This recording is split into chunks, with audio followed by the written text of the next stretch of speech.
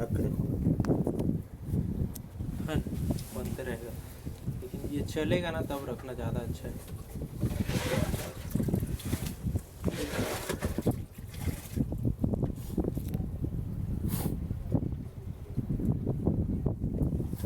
यहाँ glass board करिए sir, सबसे बेहतर है।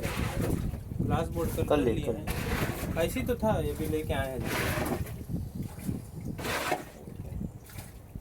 कहाँ में कह रहे सर ग्लास बोर्ड? यहीं पे तो कहते हैं। यहीं में। हाँ कल लेकिन ना वो आ गया था, तो पानी आ गया था। पानी आ गया वजह से हाँ ज़्यादा सनलाइट की वजह से क्लियर नहीं दिखा नहीं अच्छे से, मज़ा नहीं आया उतना। अभी तो ज़्यादा अच्छा लगा अपने को।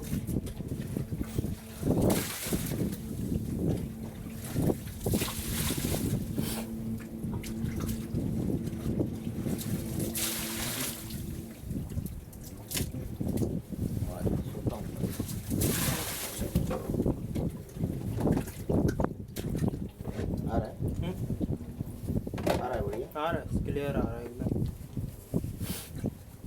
मतलब नहीं आ रही, मछली भी आ रही ज़्यादा ना मत करिए क्योंकि बेकार लगेगा ज़्यादा।